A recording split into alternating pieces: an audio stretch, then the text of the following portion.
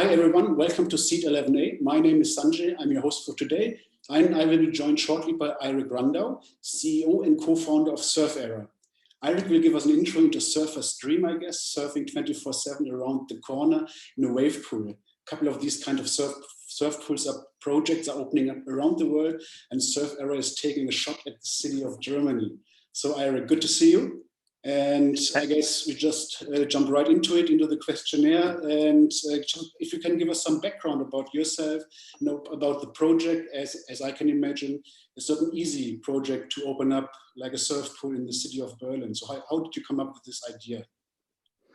All right. So first thing first, Sanjay, thanks a lot for having us. It's a pleasure to introduce ourselves and our idea, our vision, and obviously the project behind that. So I'm going to be kicking right into the topic by giving you a little bit of background information about myself. So I'm in my early 30s, best age to start a tremendous, huge startup like ours.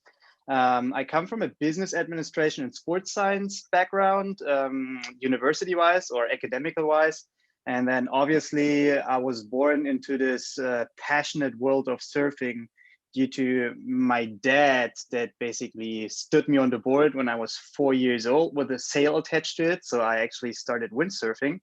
And then when I was 15 years old, I participated in a school exchange to California and got in contact with the traditional wave riding, so without the sail. And ever since I'm caught, and being Berlin-based or German-based and therefore being landlocked, ever since I came back from the States, I kind of always had the dream of, okay, I need to combine my home base and my passion for surfing.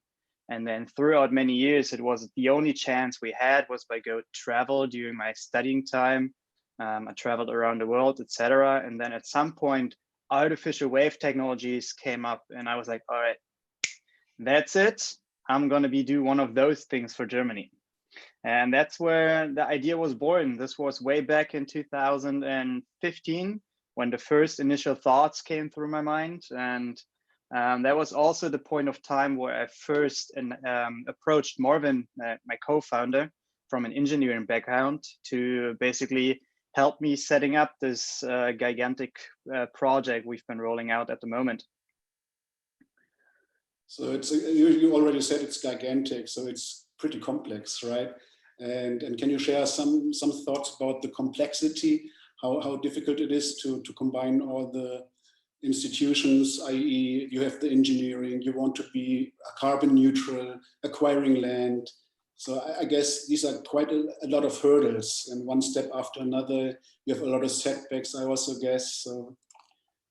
Yeah, absolutely true. I mean, when you start into a project like this, you don't have a single idea what you're going or throwing yourself into it, to be honest. Yeah, in the beginning, I've never thought that it's going to be such a tough and windy road, basically. But actually, the success kind of helped us to stay on track with our project. And yeah, I mean, just to give you a better understanding on what we're doing is I'm going to be basically break it down into 4 aspects. So the first aspect is this artificial wave technology. Imagine you build a artificial pool, which you fill up with water, and then you implement a technology that is producing proper good waves. And so where we can all go surf. And basically we take this part and implement it into our own SurfEra concept, which itself consists of 3 different things, which is emission-free operation, because we kind of looked at the basis or at the numbers of those artificial wave technologies, and we pretty much early in the beginning noticed that those technologies need tremendous amounts of electricity. So we needed to find a solution to come up with an energy solution system that basically fits those demands. So our goal is to basically implement enough renewable energies within the surf park to basically fit the demands of this technology, because surfing is a green and nature-born sport. So we kind of want to keep it this way. Yeah? The second aspect is, I mean, Germany is just like now, when I look outside the window, it's rainy and pretty cloudy outside and it's quite cold. So we need to come up with an idea that gives us shelter during those long and cold winter months, or autumn and winter months. So we did like an architectural competition with a southern German university to come up with roof ideas. And the main idea was to be able to open the roof construction like a convertible in the summer months and close it down in the winter months to provide shelter. And then the third aspect is pretty much something that diversifies our business case, because we use surfing as a magnet, as an instrument, because it inspires people, because it bounds people to the nature and to the sport itself. And we use this to, once we've drawn those people to the surf park, to give them an opportunity to use like a variety of services. So just not surfing, but also gastronomy, a cool, nice, fancy bar, a good restaurant, some shops where you can do like proper surf accessoire, clothing, shopping, etc. Some wellness and spa things, yeah, some accommodation. So we kind of like want to build up this entire place to be, which basically started off with being a small little surf park and developed itself because of the potential behind it into like a pretty big real estate project at the end of the road. Yeah. Yeah. So surfing is not only a cool trend sport, it's also a growing trend sport, right? And do you have any numbers? How many surfers are there worldwide or in Germany, and how much do they spend? And what's your target in there? Yeah, that's a very interesting question. I asked the self question myself when I had this idea back in 2015. And I mean, coming from a business administration background, it's a pretty simple approach of like business analysis on those numbers you do before you make the decision to go the path or not. So what I basically noticed back in 2015 already is that the sport itself is evolving, is increasing. And I'm not just talking by a small single number digits every year. I'm talking about exponential growth. I noticed this when I was a surf instructor during my study semesters in France. There was like busloads of people coming every summer to basically learn the surf sport, etc., and to go into the ocean. And a lot of them got hooked to the sports and needed solutions once they came back. So the demands for wave in general and the demands for artificial waves especially grew and grew and grew and grew. By now we are, I think, around about 35 million surfers all over the world, mostly coming from like surfing nations like Australia, the US, South Europe, etc. But nonetheless, the German surfing market is growing faster than being compared to the international perspective. In the international perspective, you have like a growth factor ×2, which is still pretty good. So like 100% every year. Doubling every couple of years? Yeah, like doubling every 10 years. So we're talking about a decade. Okay. So it's a growth factor ×2 in 10 years time, which is still for sports enormous. Yeah. And then in Germany, it's 15. Yeah. We've been like 10 or 15 years ago, we were like a couple 20,000 surfers in Germany, and now we're over 500,000. Yeah. So it's a tremendous growing and a tremendous interest in the sports that came along with the numbers you see, like from an economical perspective. Yeah. And then we stood there and said, all right, now we have the demand for waves.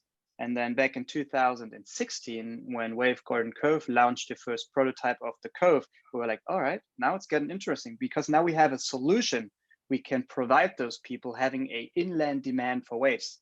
So, and that was basically a kickoff. So we did like 1.5 years for like broad, like side project analysis, etc. And then we kicked it loose 2016, 2017, when we were both in the middle of our master's studies. So we basically did the academic approach and the business approach at the same time, which was quite rough back then. So ever since we had our degrees in our pocket, we for the first time were able to give 100% for the project. And ever since, it's just basically taken off. Right. So you mentioned Bristol, right? So Bristol, they have already a pool in Bristol, I think opened end of last year. So yeah, they have a couple of months where they were corona free and have some comparable numbers And do you or do they share with you some numbers? I mean, have you heard of anything about how profitable they are, how many visitors they get? Yeah, we went there. Long story short, so back in November last year, we went to the Wave in Bristol and gave them a visit just to have like idea on how their approach is to the entire market segment. Because like in an international perspective, we can say the Wave Bristol is kind of like it's I don't want to say opponent, is someone that addresses the same market. Yeah. But I mean, it's so far away from Berlin that I think it's not going to be a problem for the two different markets we are addressing ourselves. So we went there and just gave them a straight up introduction, who we are, what we want to do. If there's synergies down the way, we can talk about, because they've done a lot of the things already that we still have to do. Because I mean, they're in operation, we are still in planning. Even though we have a complete different approach to the topic, they know their stuff. So there's interesting partnerships we're looking at, and the future will show how deeply those partnerships will actually become. Yeah. But to come back to your question is, I don't have the hard numbers. Yeah. I mean, they were aiming for roughly around 300,000 visitors a year. Yeah. Before Corona, obviously, this did put an end to a smooth market introduction. But nonetheless, yes, I was there in the beginning of November, and it was, in my opinion, freezing cold. It was like 4 degrees water temperature Celsius. And I was obviously out there surfing because I was thought, all right, the hardcore surfers, they don't care about the temperature. They go hooded, they go gloved, they put on booties, etc. But this place was packed, and I mean, it was early November, yeah, and it was just not the hardcore surfers that went surfing. There was schooling going on during this time of the year, which really did surprise me, because you don't find any surf schools being open down in France during this time of the year that have similar temperatures. Yeah, so it's a really new approach to the entire topic. Okay. Yeah, so the market accepted it very well, and I'm quite sure after this entire pandemic is over, they would just get right back into the success road they've been starting on. And you mentioned Berlin. I think in Munich you have the Eisbach, which is a natural flowing water, and you have also Jochen Schweizer. But why did you choose Berlin? And is it different than taking Frankfurt, for example, as a place? So why Berlin? Well, let me put it this way. I mean, we've been born, raised in Berlin, so this is kind of like our home, and we know the structures here, we know the places here around, and obviously with a project like this, you first of all don't go anywhere where you know nothing. Yeah, because at the beginning of this project, we basically knew nothing about the business case, so we need to make at least sure we know something about the structures we are developing into. Yeah, so we kind of like addressed the German market, but not just because we knew it, or the Berlin market, not just because we knew it, but also because it's very interesting. Because if you sum up like the metropolitan area of Berlin, you come up with like 6.6 million inhabitants and 13 million tourists. And this is by far, and I mean by far, the most attractive like area in Germany where you can actually place a surf park. Yeah. Obviously, also because of the tremendous amounts of tourists that come into Berlin every single year. Yeah. Okay. So it was basically two. It was like half of our heart went for Berlin because we know this place, and the second of our heart is, or better said, our brain said, all right, it's not even that bad of a choice. Yeah. Numbers make it happen, right? So a lot of tourists.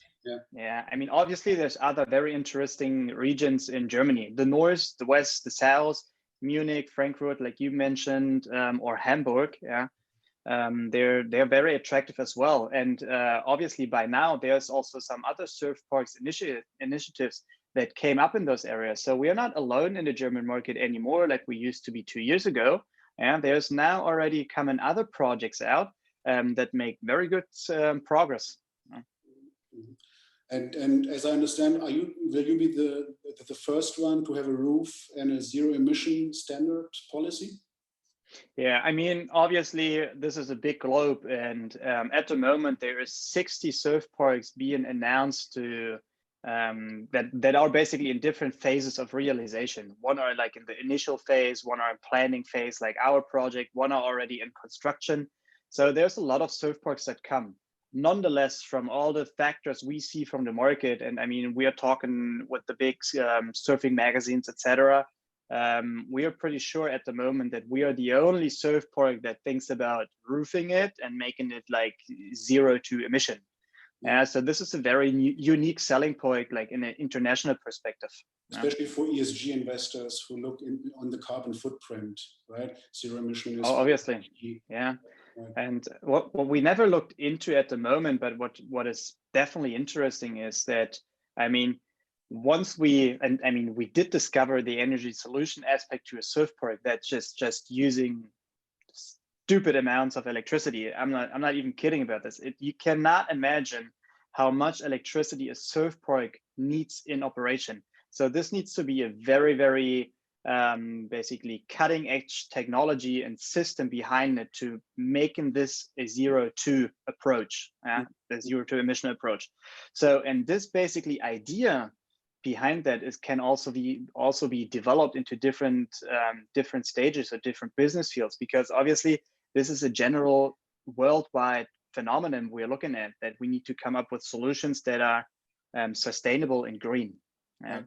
When we're talking about electricity. Okay. Shall we jump into some financials about your investment requirements? How much money are you going to, or do you want to raise, and what's that? Well, I mean, for now, we are pretty much settled very good, because we have an invested business angel. We are running on universal scholarships that fills our fridges and pays our rent at the moment. So we've basically always combined the academic background we had with the project to basically address those scholarships that were available on the market. Thanks to the German government for this.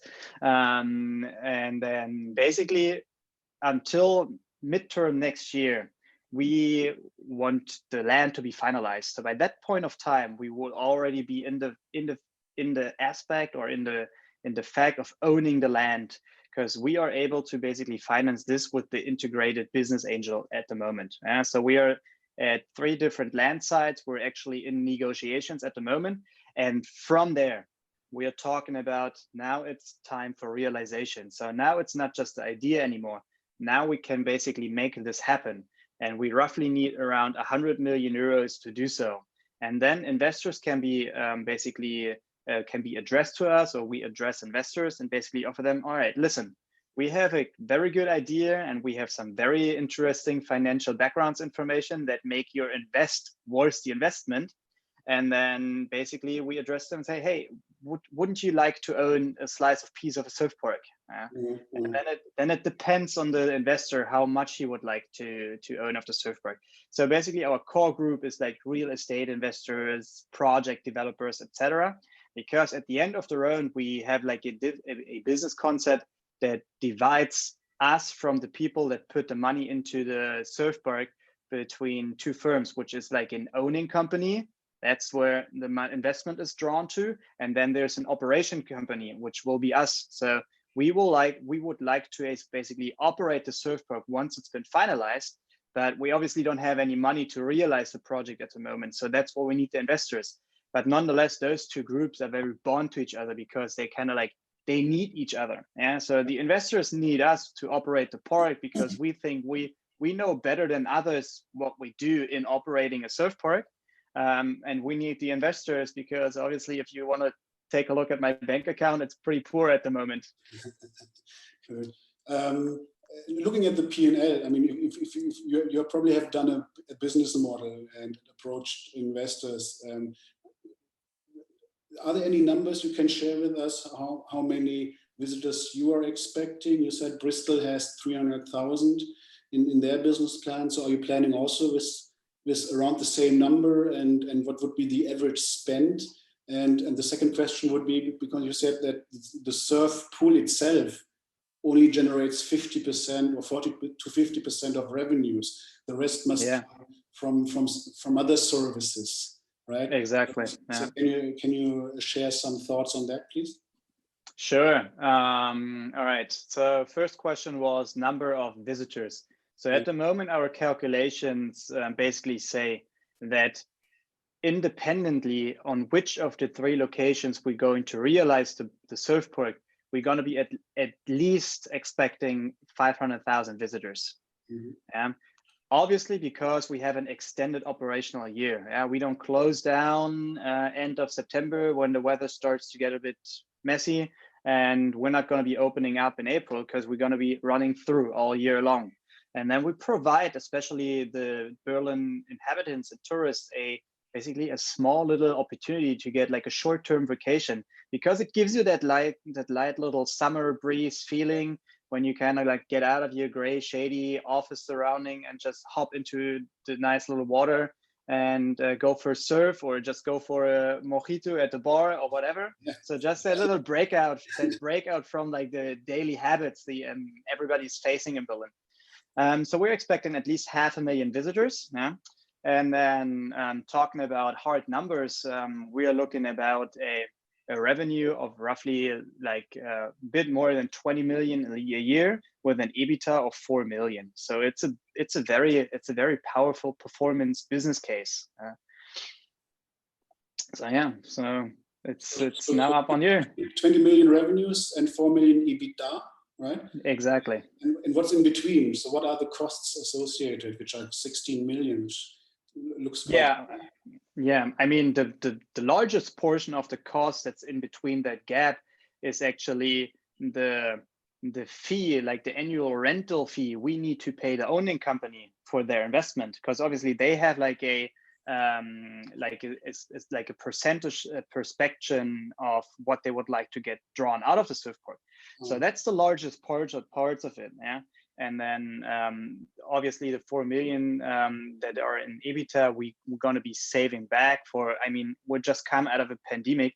Who knows what's coming next? Yeah. So we need to also make sure that it's just not coming out at a basically black zero. Yeah. To just gain a little bit of like substance within the company to bring this entire Surf Era business case onto the next level. Because what we are very confident about is that we have such a great approach of realizing surf park that we're not just talking about Berlin.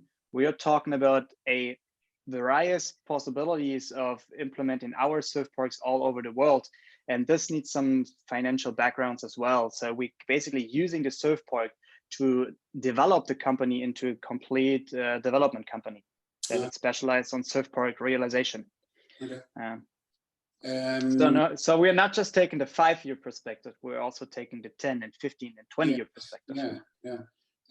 So you said 500,000 visitors. What is actually the capacity, the total capacity on an annual basis for surf park? Yeah, with 500,000 visitors, which come from different groups. So some go in the surf pool, some just consume the services around it.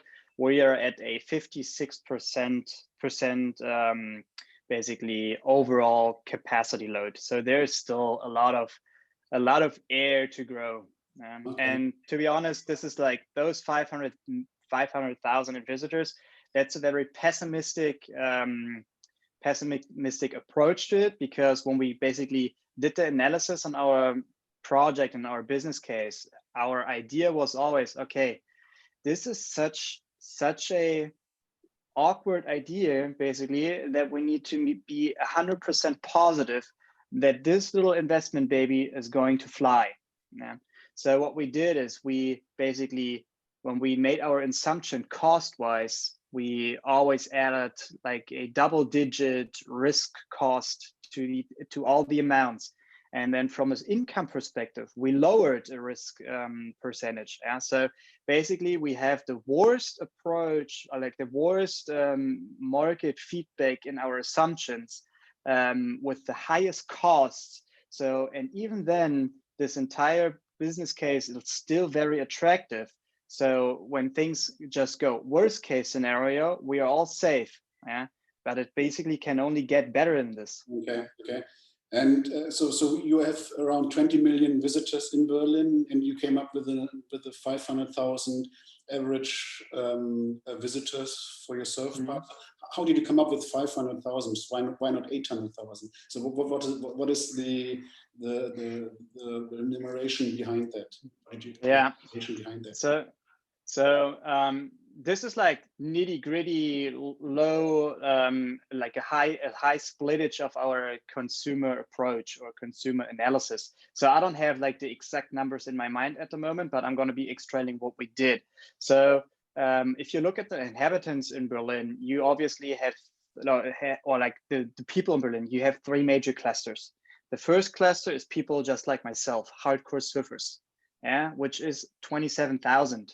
And just between the two of us and all the other that are listening, 20,000 hardcore surfers will never be enough to refinance a surf park like this anywhere in the world. It just does not work. Yeah? So we need to address the second cluster, which is inhabitants between the age of 15 and 65, which we consider our main group of basically inhabitants that are looking for free time activity services. Yeah? And then you have the third group, which is tourists, 13 million in numbers per year, which are always on the hunt for like something special. Yeah. So in between all those, we have a different modularity split about how many percentage of the surfers we think are we going to basically welcome throughout the year and how often, and same with the inhabitants and same with the tourists. Obviously the first group being the lowest, but having the highest percentage of basically being customers than the tourists, which we don't need 80% of the tourists that go through Berlin to come to our park. Yeah? So we have a penetration quote, which is quite low on those other two diversified customer segments. But overall, you come up with roughly 500,000. Yeah? And if you compare those numbers to other surf parks in the world, I have no doubt that this is still pessimistic. Yeah? For example, Snowdonia National Park in North Wales. It's a national park that it's in a pretty remote area, and the next biggest city I think is 2 hours drive away. Wow. They had 170,000 visitors first year in operation. Yeah, Bristol. I mean, I've seen it in November. I have no doubt they're making 300,000 visitors because there's more than 1,000 people that went there this November day throughout the day. So that was pretty intense. Yeah. So. The problem we're looking at here is this is business assumptions. There is no proof on the market that basically tells us, all right, this is exactly what's going to be happening. But we have a lot of basically ways and analysis and assumptions in the background that basically minimize the risks in our assumptions. And you haven't mentioned Tokyo 2021, right? Yeah, that's a biggie. Yeah. It could help the underlying market substantially when it's for the first time, I guess, that surfers will be doing this sports in an Olympics.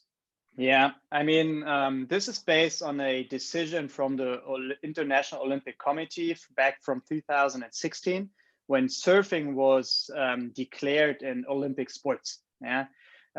So this means that surfing from now on needs to be part of the Olympic Games. So hosting nations need to make sure that the sports can be hosted, which is just a market accelerator from what we are doing. Yeah, because obviously Japan or Tokyo, they do have ocean waves. Yeah, but no one gives you the guarantee that during the small window of a Olympic period, basically of 2 weeks or 4 weeks, you will have proper swell in the ocean. So what they did in Tokyo is they already built a artificial surf park for like a backup solution. Yeah? So this is at the moment, this is not even being meant for public, but being meant for the Olympic Games.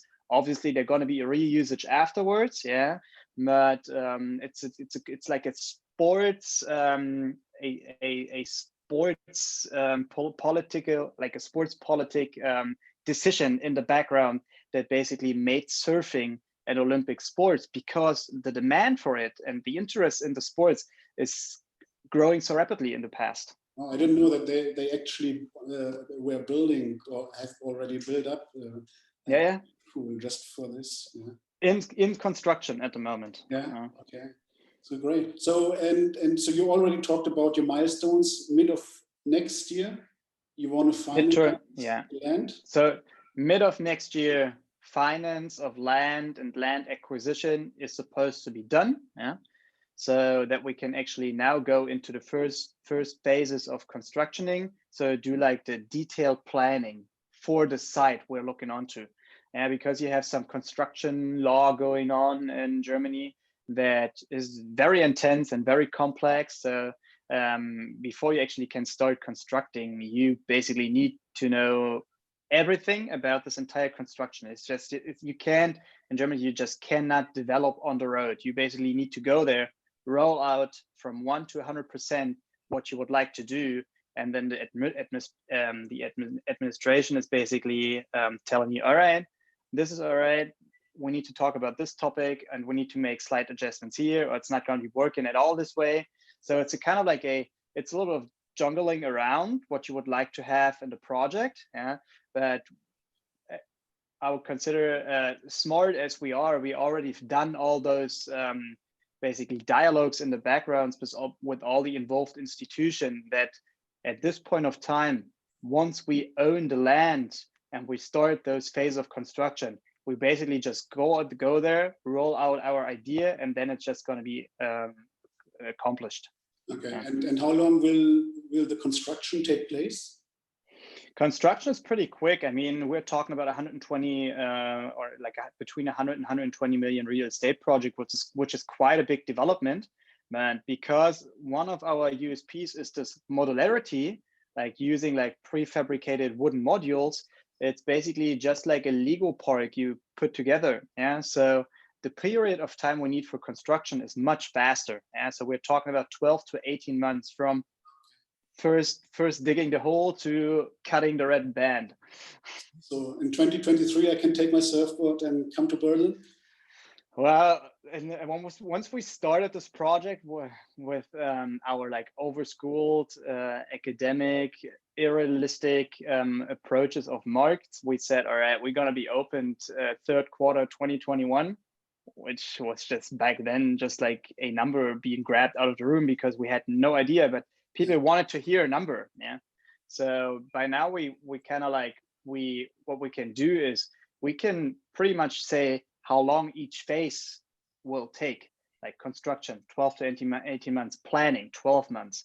Yeah. But nonetheless, we cannot say for 100% sure what's going to be opening day, because obviously it's a gigantic process and a gigantic project, and there's going to be major problems that will just come up. It's just the nature of things with projects like that we need to handle, which might consume slightly more amounts of time. So long story short, if everything runs well, we're talking about 2023, 2024. Yeah, great. So, and anything else you want to add, which we have not discussed, which you think it's worthwhile mentioning?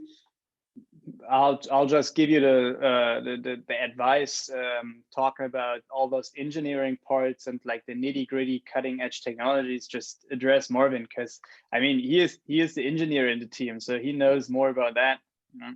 He gives you some slight insights. So we're coming to an end. Thanks, Eirik, for joining us. Thanks for having me. I wish you all the success, and I'm looking forward to visit your park once it is open, and you will keep us in the loop for any major news out of your Berlin Surf Park, I hope. Will do so, Sanjay. See you then next time. All right. Well, thanks everybody, and then I hope to hear from all of you very soon. All right. You guys take it easy, eh? Have a good day. Bye. Bye.